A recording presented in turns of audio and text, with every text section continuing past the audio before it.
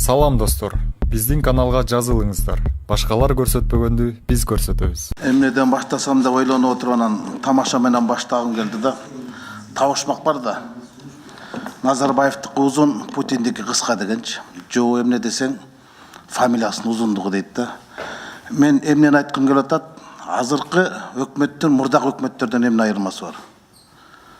Мөөнөтү узун болду, дөөлөтү нөл болду, өмүрү узун болду, өнүмү жок болду. Эгерде биз азыркы өкмөт Кыргыз Республикасынын эгемендик алгандан бери кийин 30-чы өкмөт. Апрель революциясынан бери санай турган болсок 10-чы өкмөт. 10-чы өкмөт. Эгерде 9 жылдын ичинде 10-чы өкмөт болсо, орточо эсеп менен ар бир өкмөттүн өмүр жашы 9 ай болсо, сиздерге биз 1,5 жылдык мөөнөт бердик. Анан бирок биримдик жана жаратман деген программамен келгенсиңер. Мен ошондо эле айткам, чапанын сүйрөгөн чалдардын өкмөт келген экенсиңер деп. Бюджетти бекитип атканда айттым эле, силер бизди кидайт этесиңер деп. Кидайт эткениңерди мен өкмөт башчынын өзүнүн сөзүнөн уктум да. Быйыл 5 апрелде өкмөттүн жыйынында Мухаммедкалы Дүйшөкөч мынтип айтыпты. 1 жылдан бери кайсы жерде кандай көйгөй бар экенин түшүндүк, эми мына реформаларды кылышыбыз керек. Реформа кылууга даяр болдук деп ойлойм. Биз 1 жыл өкмөт иштебей эле анализ кылдык. Кайсы жерде кайсы реформа кылыш керек депчи. А силер даяр келишиңиз керек болчу. Демек, жаратман деген жаратмандык эчтеке болгон жок. Биримдик дедиңер.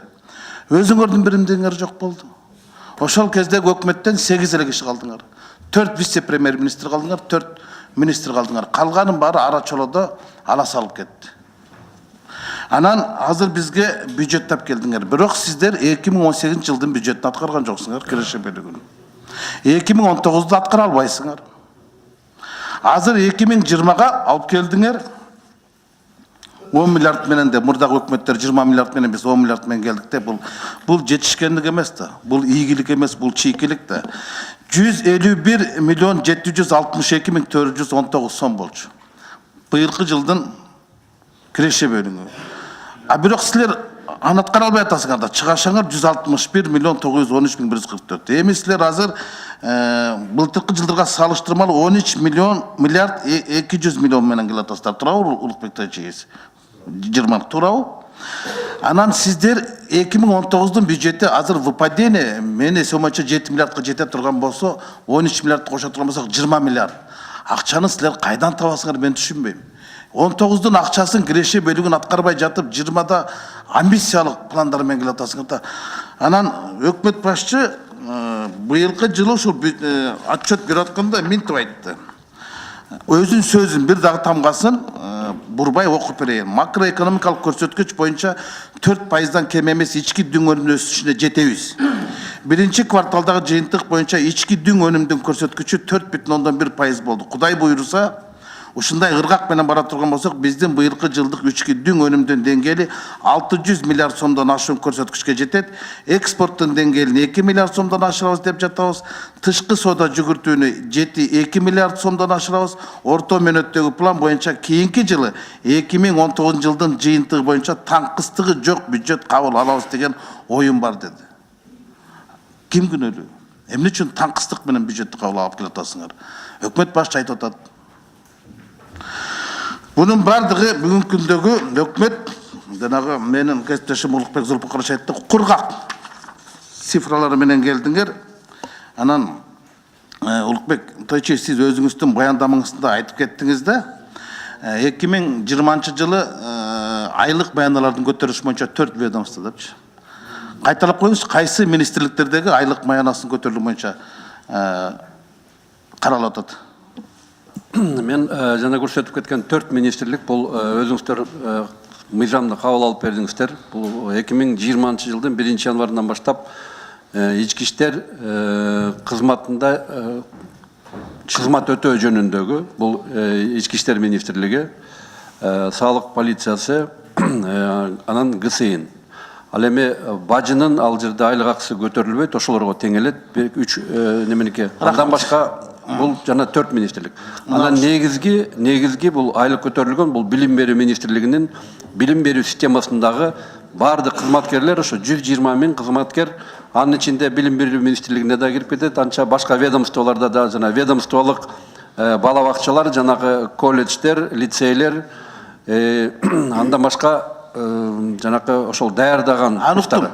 Алмайша маалыматым бар. Эми сиз айткан ички иштер министрлигинде, ГСНде, салык балсасында, бажы немесинде эң көп коррупция ошол жерде. Кыргызстандагы статистика боюнча коррупциянын өсүш деңгээли боюнча министрликтин алдында ат бербеген, алдына салдырбаган министрликтердин айлык маянасын көтөрүп атасыңар. Анан айлык маянанын орточо көлөмү деп атасыңар 2020 жылдын бюджетинде средняя зарплата 17.955 сом дейт да, 18.000 сом. Мен ушуга таптакыр шенгим келбейт. Мына маданият министрлиги бар. Кыргызстандагы эң жарды министрлик ушул. Орточо эсеп айлыгы 6.000-7.000 сомдун тегерегинде. Тарых музейине барсаңыздар 3.000 сомдук, 4.000 сомдук айлыктарды көрсөңөр. Эмне үчүн маданият министрлигинде биз айлык маянасын көтөрбөйбүз? Мугалимдердикин көтөрүп атабыз жакшы, акылатчандардыкын көтөрүп атабыз жакшы. А маданияттын бизге кереги жокпу? Өткөндө дагы чыктыңар ушу Америкада маданият министрлиги жок экен, Англияда жок экен деп уже башташты да, буну эми ликвидировать этип салгычы. Американын өзүнүн маданияты жок да. Ал кечээ пайда болгон мамлекет да. Көчүп барышканда. А бизди маданият деген те манастан ары барат да. Анан сиз ну безопасный город боюнча айттыңыз, 2020-га канча акча каралып атат? 2 миллиард 72 миллион сом каралып атат. Кандай каралып атат? Түшө турган акчабы же бул? Прогноз боюнча түшөт. Прогноз боюнча. А быйылкы канча каралды эле? 600 миллион. Быйылкы жылга азыр мен айтып берем. 1 миллиард 1,2 миллиард каралган быйылкы жылга. А канча чогулду? Бүгүнкү күндө 370 миллион чогулду. Канча недостаток? Жылдын аягына чейин дагы общий сумма 600 миллиондой болот деп атабыз. Мына силер атыл элек айдын терисин бөлүп атпайсыңарбы? Коопсуз шаардан ушунча түшөт деп атасыңар. Азыр эми коопсуз өлкөнү киргизип атасыңар, жоопсуз өлкөнү. Эмне үчүн түшпөй атат? Анткени мен башында айткам, бул фирма меле, бул шерба деген. Азыр экинчи төндөрдө өткөрдүңөр. Президентибиз Сооронбай Шарипович айтты. Санар тештирүү боюнча болгон орток эл аралык жыйында айтты. Адамдын жеке маалыматы, коопсуздугу сакталыш керек деди. А силер Кытайдын компаниясына тендерди бердиңер, келишимди түздүңөр. Алар наличный акча төлөштү. Айрда чоң маселе бар болчу. Мына чоң тендерлердин бардыгынан иш козголуп атат. ГРС иш козголду. Кече көмүр боюнча иш козголду. Чоң тендер бар жерде чоң саясат бар, чоң коррупция бар. Буну өзүңөр аныктап атасыңар. Элдер көрүп. Кошумча маалымат берип кетсек, Рыскел Чындыбекович, бул болсо эмки жылга каралган каражат, бул киреше бөлүгүндө да, бюджеттин чыгаша бөлүгүндө да каралат. Эгер болсо азыраак сумма түшкөн болсо, анда чыгаша да аз болот. Бирок проект аткарыла берет. Силер жалган маалымат менен өлкө башчылыгын уят кылып атпайсыңар. Мисалы, Жеңиш Разаков өнүгүү фракциясынын жыйынында айтты, жол кырсыктары былтыркы жылдыга салыштырмалуу 16%га көп болду деди. 2 күндөн кийин премьер-министр айтып атат 46%га өсүп аз болду дейт. Мен кимисти шеерлерин билбейм. Же Разаковго, же Абылгазыр бирөөсүн шеришим керек да. Антейин десем, айтып атасыңар жол кырсыктары азайды деп. Но Бишкек шаарында эле сентябрь айында 10 киши набут болду жол кырсыктардан. Буну жашырып атасыңар. Азыр октябрда канча киши болду? Жалган кое туруңуз, мен сүйлөп атам да. Биз бюджетти сүйлөп атабыз да. Сиз уруксат алып сүйлөңүз. Жалган фактылар менен алдап атпайсыңар. Мисалы, тендерди 5 миллиард сомго безопасный город, безопасный странаны чыгарып атасыңар дагы 2 миллиард сомго утуп атат кытайский компания. Анын эмне үчүн ал кирешеси жок кирип атат? Мүмкүн биздин адамдардын маалыматы, унаалардын маалыматы алар үчүн керектир. Коопсуздук жагын карадыңарбы? Караган жоксуңар да. Эмне үчүн Орусиялык компания 5 миллиард, а Кытайдын компаниясы 2 миллиард берип атат? Ортосунда 3 миллиард разница болуп атат. Эң чоң саясат ушул жерде жатат, эттин өлүгү. Бардыңар билмексен болуп турасыңар да. Эми айттыңыз. Мынакей силер айтып атасыңар, мына фонд государственного имущества бар. А силер буну дагы улуттук компания түзүп алдыңар, национальный управляющий компания. Биз холдингти жок кыла албасак, мыйзамсыз, мыйзамы жок түзүлгөн холдинг жерде бизде мыйзам жок. холдинг өзү акционердик ком. Ошону ликвидировать эткилсек, мына 2 жылдан бери убада бересиңер, бирок жок кылып отуруп кайта жаңы түзүп атасыңар. Департамент регистрация транспорттук средстводу жойдуңар да кайта унааны алып келип койдуңар. Орун алмаштыруудан сум өзгөрбөйт да. Бир нерсени жоюп атасыңар, бир нерсенин ордуна коюп атасыңар, бирок ал жерде өсүш эчтеке болбой атпайбы? Эч кандай өсүш болбой атпайбы? Анан кантип ушундай бюджет менен биз да алдамчы болуп атабыз, силер да алдамчы болуп атасыңар. Албай алдына жараша дегенде эле силер деле аткаруу бийлиги мындай акыл калчап, мынчалык эми мен ишенбей турам да ушул 2018-2009 бюджетін аткара албай туруп, анан 2020-га анан кантип 163 миллиард 170 чыгар мен келип атасыңар. Мен так түшүм келбейт. Анан силер шардана кеп кылып атасыңар да биз мурдагы өкмөттөргө салыштырмалуу дефицитти азайтып алып келдик депчи. Мурдагы өкмөттөр 22 миллиард менен алып келсе биз 10 миллиард менен кирип атабыз деп. Силер аткарбай чыгып атпайсыңарбы? Ошол эле болуп атпайбы? Калпычы болуп атпайсызбы? Эл алдына калпычы болуп атпайсызбы? Мындай жашнакайлык эми айлык баянанын орточо көлөмү 17 миң. Мен ишенбейм. Прожиточный мен 5063 сом деп атасыңар. ВВП на душу населения 1490 депчи. Эми булардын бардыгын ушунчалык кереги бар беле жок беле? Биз 19-дукун азыр 6 айдын көлөмүндө канча выпадение? Мулукбек Точевич, канча минус менен келип атабыз? 9 айдын жыйынтыгы боюнча 6,8 миллиард. 6,8 миллиард карыз менен келип атабыз. Былтыр жылы боюнча 6,7 миллиард менен карыз менен чыкканбыз. Жыл этегине чейин бул 8-9 миллиардка барат. Силер азыр декабрда биринчи кварталдын салыгын төктүрүп баштайсыңар. Жалган фактылар менен, жалган актлар менен иштештин канчалык керек. Анан жалаң эле лента кесип эле жыргап атасыңар да. Ачылыш кылып эле. Эми тушоо кесүү жагына барбасаңар эле болду. Кудай сактасын. Ленталар түгөнүп калып. Бирок жок да мына Таласта канча ишкана ишке кирди? Отчетуңарда жүрөт 124 деп. Кайсы ишканалар кирди Таласта? Предприятиялар ишканалар айтып бериңизчи. Мен бүгүн түштөн кийин барып көрүп келейин ошол ишканаларды. Кайсы ишканалар ишке кирди? Мисалы, биздин кесиптешибиз Азамат Арапбаевдин ачкан ишканасы бул өкмөт ачкан жок. Гавайинин ээсинин ачкан сүт заводдору ал өкмөттүк эмес да. Түркиянын ишкер ачкан мейманкана ал өкмөттүн ийгилиги эмес да. Улан Примов ачкан арка ал өкмөттүн ийгилиги эмес да. Бирок кызыл ленталарды тим эле чытырата кесип атабыз. Айтып бересизби канча ишкана Таласта ачылганын? Экономика министри мына келиптир, орун басыр айта албай аткан, өзү келиптир. Айтып бериңизчи, кайсы ишканалар ачылган, кайсы айылда, кайсы районда? 8 айдын жыйынтыгы боюнча жалпысынан 6 ишкана ачылган. Таласта. Жок, мен ошо 6 ишкананы билгим келип атат, ошол жерге баргым келип атат. Кайсы? Айтыңызчы, кайсы Кара Бурада барбы, Бакаятада барбы? Же Талас районунда кайсы? Эми силер билишиңер керек да, 124 ишкана болсо, силер жадыбалда жаткырышыңар керек. Бир областта мына Сайдарымжан Маруфов сурады, Баткенде кайсы айта албай атасыңар. Таласта кайсы? Анда эмнеге айттыңар 124 деп? Аскелчинович, жооп берели? Мен буга суроо бердим, Батбегалчич. Экономика министри билиш керек да. Сиз билесиз, сизге рахмат. Буларыңыз билбей атпайбы, карачы. Анда силер эмне келдиңер? Биз Кубатбек Айылчевич менен отуруп эле бюджетти кабыл алып берип койбойбу? Келдичинович, уруксат берсеңиз биз жанагы мурунку суроолоруңузга жооп берип коеюнбу, пока азыр карагыча.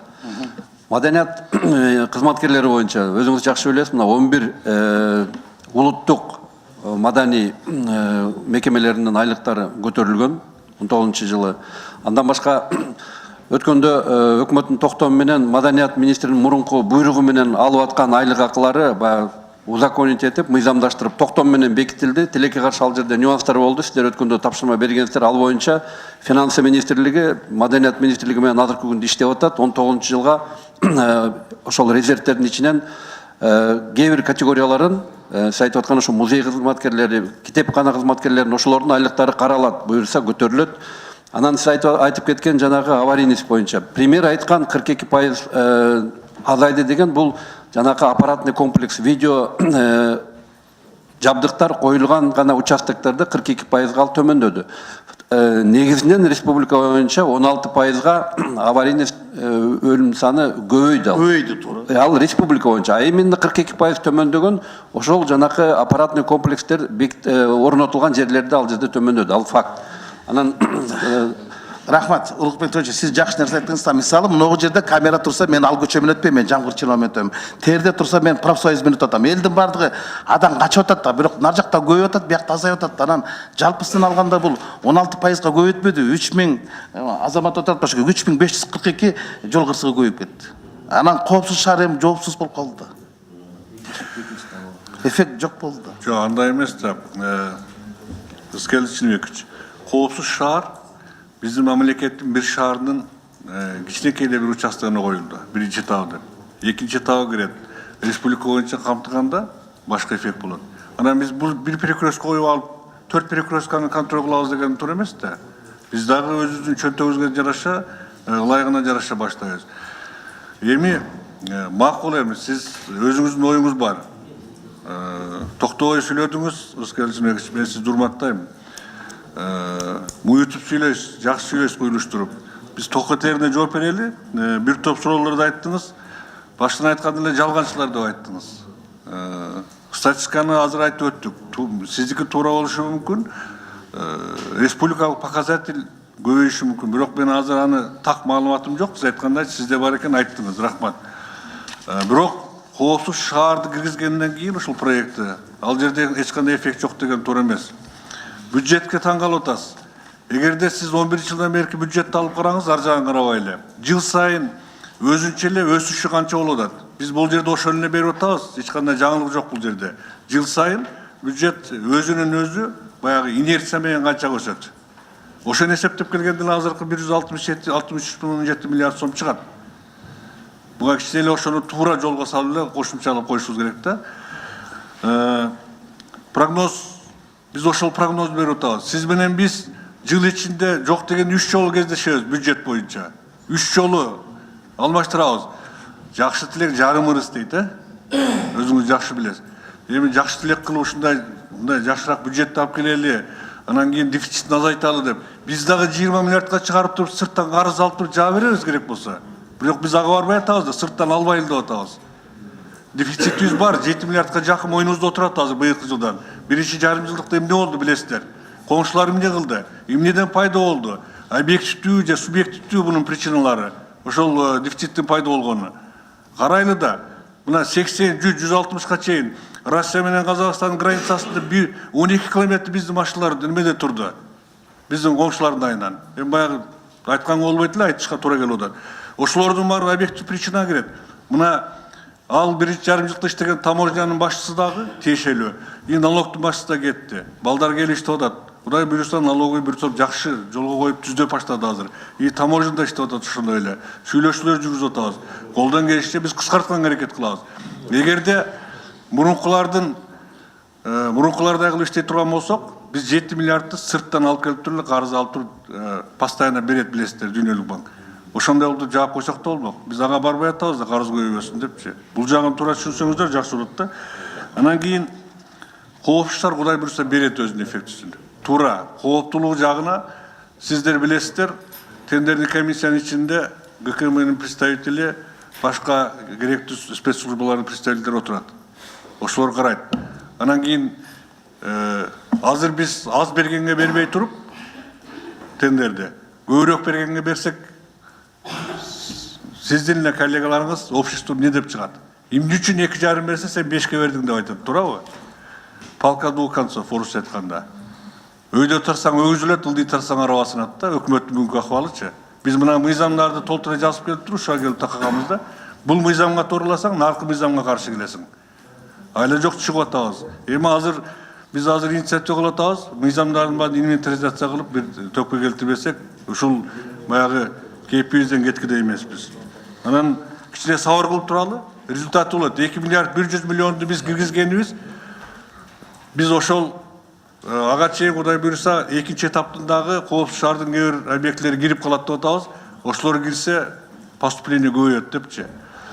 Койгондон кийин настройка кылыш керек аларды, өзүңүз жакшы билесиз. Техника деген техника. Ошолордун баардыгын жасап келип туруп киргизсек, тилегибиз бар, 2 миллиард 100 миллион алсак дегенчи. Мүмкүн жетпей калышы мүмкүн. Анда жарым жылда сизге келебиз. Мына жетпей калдык. Буну биз башка жагынан жабалы, оңдойлуу болуп жер деп. Биздин акыбыз бар, 2 жолу 3 жолу поправка кылган бюджетте. Сиздер менен чогуу. Ошондуктан ушул жагына эми туура мамиле кылып көңүл буруп коюңуздар. Эми лента кесүү мындай да. Барбай койсоң айтат, өкмөт элден ажырап кетти, мен асманды карап мындай чакырган жерге барбайм. Жок, айтпайм. Барса лента кесип эле жүрөсүңөр дейсиңер. Эмне үчүн жакшылыктарды биз элге көрсөтпөшүбүз керек? Эмне үчүн ал жерге лента көзүп тамак ичкени барбайбыз? Биз барабыз ал жерге бизде болуп аткан жакшы иштерди, идеологияны жакшыртып элге айтып берели деп. Бир жылы моунча мектеп бүтүп, мынча соцобъект, таза суу, президенттин саясаты боюнча 23 жылга чейин бардык айылдар таза суу менен камсыздайбыз деп атабыз деген сөздөрдү айталы деп барабыз. Ал жерден эми жарым мүнөттүк иш лента кесип билесиз да.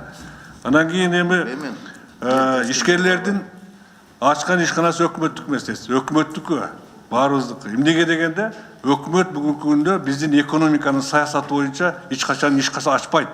Өкмөт ошого шарт түзүп берет. Ошол шарт түзүлүп аткан үчүн ушул ишканалар ачып атат ошо ишкерлер. Ошону биз бүгүнкү күндөгү өзүбүздүн экономиканын саясатын туура түшүнсөк, өкмөт эч качан ачпайт. Соц объекттерди салып атабыз. Башкаларын кылып атабыз өкмөт тарабынан. Проекттерден жасалып атат, башка жактан кылып атат. Бирок өкмөт андай ишкерлер ача турган ишкананы салууга биз Кудай буйруса шарт түзүп беребиз. Шарт түзүү боюнча мындан бери сизге чейин дагы бир топ депутаттар суроо бердиле. Экономика министрлиги башкалар жооп беришти. Жылдан жылга шарт жакшырып атат. Буну жашырганда эмне? Эми кааласа көрөт экенбиз, каалабаса көрбөйт экенбиз. Мамлекетте болуп аткан жакшылыкты. Мен ойлойм, өкмөт эле жыргатып ушунун баардыгын өкмөт жасап салды деп. Муну баарыбыз, мына сиздер безилдеп, кыйкырып, сүйлөп көрүнгөн жерде көтөрүп аткан үчүн ушул иштер болуп атат. Ошону жасаган аракет кылып өкмөт жүгүрүп аткан үчүн ошол иштер болуп атат. Башыбызда президенттик аппарат, президент баш болуп турган үчүн ушул маселелер чечилип атат деп ойлойм.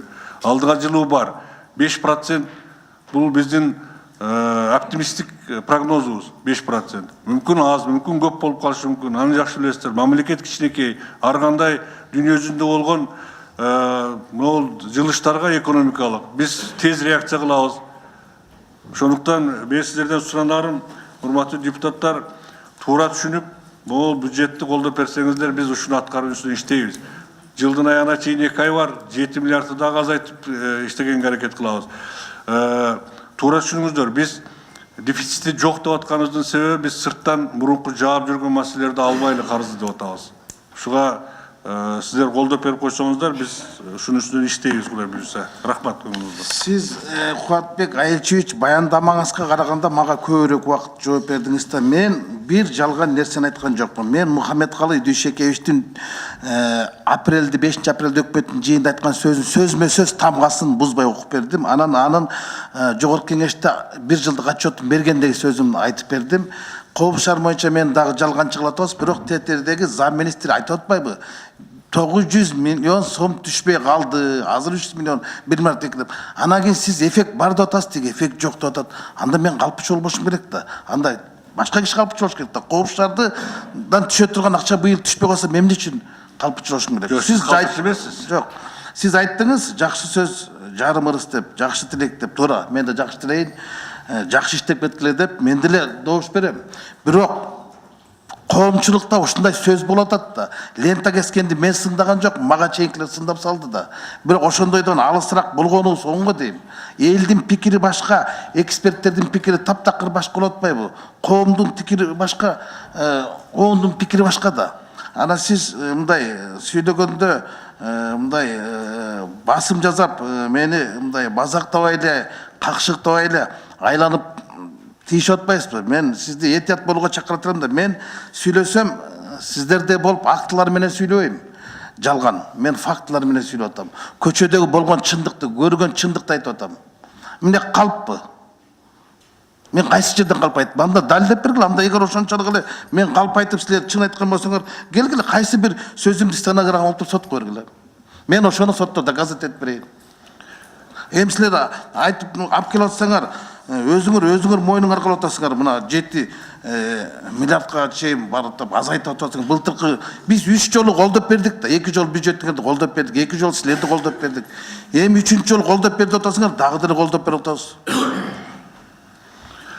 Анан кайсы жерде биздин күнөө болот? Анан айтканда айтып атпайсыңар, силер чыгарып берген токтомдор, силер чыгарып берген деп күнөөнү бизге өткөрүп атасыңар да, жогорку кеңеш күнөөлүү депчи. Ошол ортодо, эки ортодо биз жогорку кеңештин депутаттары дагы эл алдына башыбыз шылкыйып калды. Бизди көбүрөөк ашатып атпайбы силерге караганда? Биз силерди көбүрөөк ашатсак, силер элге кошулуп бизди ашатып атпайсыңар. Биз силерге болушабыз деп бизге өзүбүзгө болушат турган кишини таппай калбадыкпы? Элиталар да атпайбы бизди, какшыкташып. Ошон үчүн айттым. Эми мен албетте кандай болгон күндө деле биз добуш берген өкмөтсүңөр. Биз эки башка мамлекеттин адамдары эмеспиз. Мен деле чийкилик калбайм, ийгилик кылайм. Бирок мына фактларды эл эртең ушунун калпы чыгып калат да. Тарпы чыгып калат да. Ошондо мындай жакшы даярданып келсе деп. Мына азыр экономика министриңиз караңызчы, Куатбек Айчевич. Эч даярдыгы жок келишти. 124 компаниянын кайсы ишке киргенин билбей отурат. Баткенди кайсы таласаңыз жалпы саны 6 дейт. Ушу кантип отчетко келет анан? Ийгилик каалайм, рахмат. Ачуу кетип калсам. Сиз калпычы болгон жоксуз. Сиз фактын айтып атасыз, туура айтып атасыз. Мүмкүн биздин ошол кээ бир жыйналыштарда айткан сөздөр туура эмес айтылып, анан сиздерге туура эмес факт жетип калышы мүмкүн да. Мен жана айтпадым, менде жок. Мен тактайын, анан кийин сизге мен лично өзүм телефон чалып же болбосо мындай айтамын. Чындап эле кандай экен ситуациячы. Анан эми цифраларда кээде ошондой келишпестик болот. Мына 126 деп атат, менде 132 деп жазылып жүрөт. Биздин өзүбүздө бар андай кемчилик. Мен аны моюнга алам. Бирок мен сизди эч калпычы деп айткан жокмун. Бирок жанагы маселелерге көңүл буруп койсоңуздар.